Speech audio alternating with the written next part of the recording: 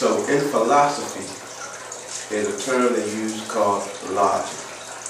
Now, what is logic? Logic is the formal, systematic study of the principles of valid inference and correct reasoning.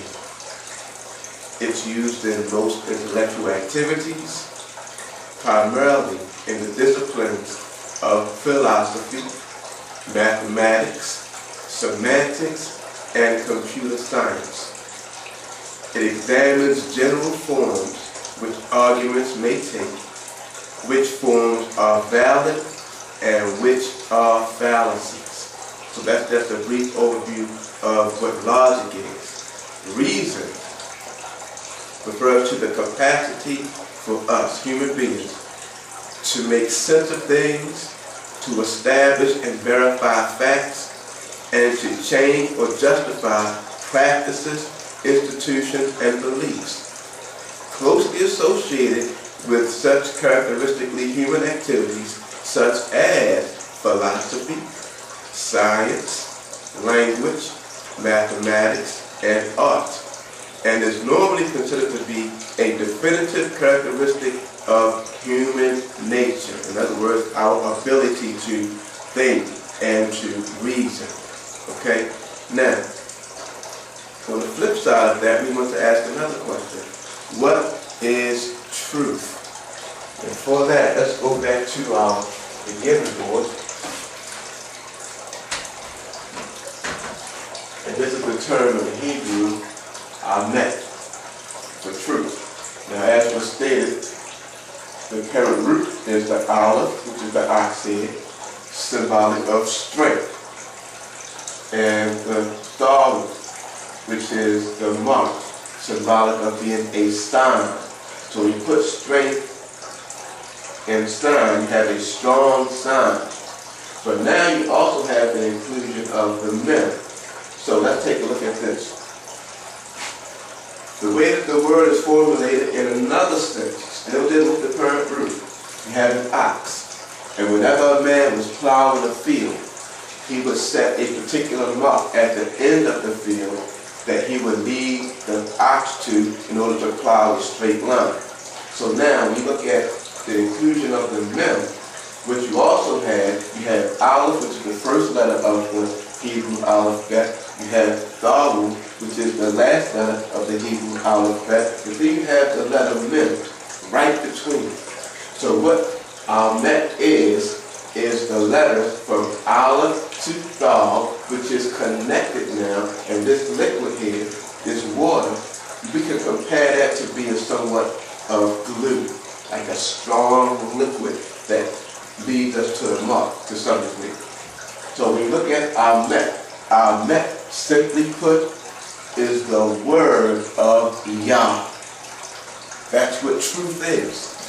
Okay? Now, there's some questions, some debate about whether or not truth is absolute, meaning that it is a particular way, and that's the way it is, and it can't be any other way.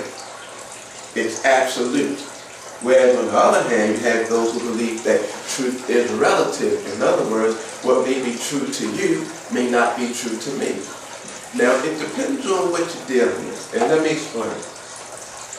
For example, for some people, 70 degrees may be a little cool to them. To some people, 70 degrees may feel a little warm to them. So that's relative.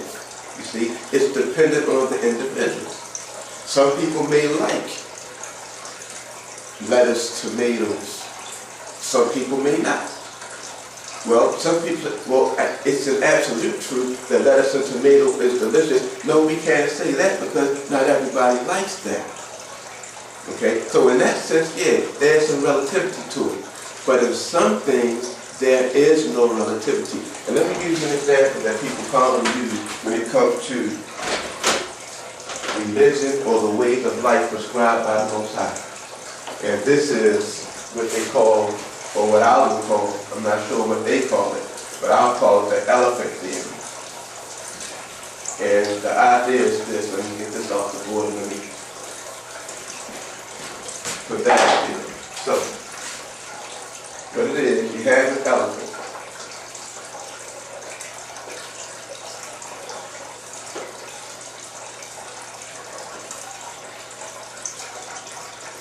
Okay?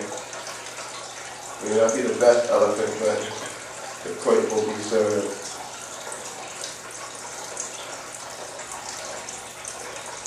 Okay.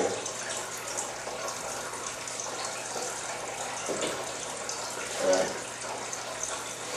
Now, you say somebody looks at this part of the elephant, and this is Islam.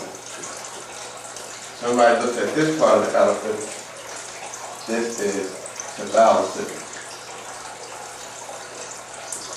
Okay. Somebody looks at this part of the elephant, and this is Hindu. Okay.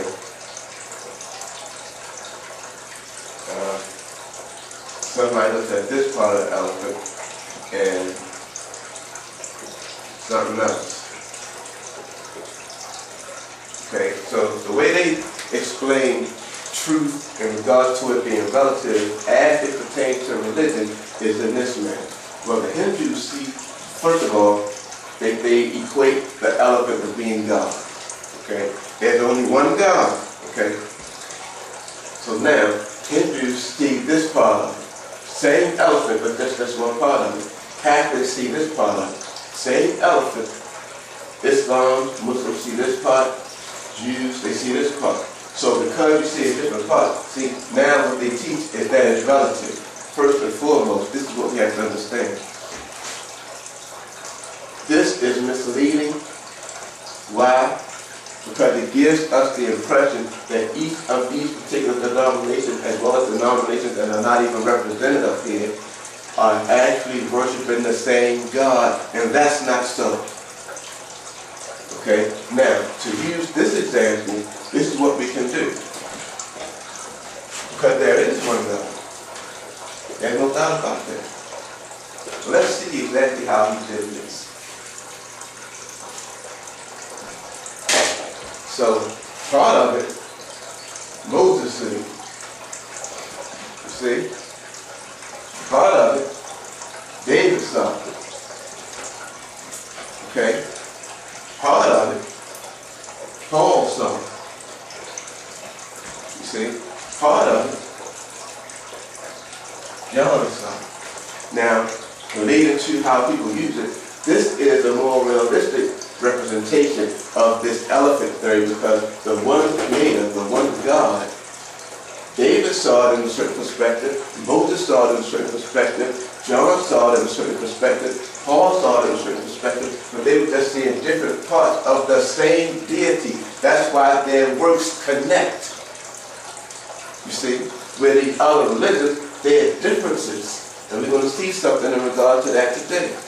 Because of those differences, they are not seeing the same entity, but they are deceived into believing so. Remember how it's not a big issue, not a big surprise that the adversary can be transformed into an angel of light, a messenger of the truth. It's no big thing. It's no great marvel that even his ministers, you see, his ministers be transformed into ministers of righteousness. But they being transformed into that, but the actual truth of the matter is they are not. What they are ministers of is falsehood, parading as truth. Remember what it means to be deceived. Believing something that is not true as if it was true. Okay? So all of this we're saying, just to lay the foundation again, to give us an idea about truth in comparison to what we're going to be discussing today, logic and reasoning. Now, in Psalms 119 and 142, it reads, "Thy righteousness is an everlasting righteousness, and thy law, Torah, is the truth." So, what was given, what was established by Moshe is now inspired by Ruach HaKodesh to be written by the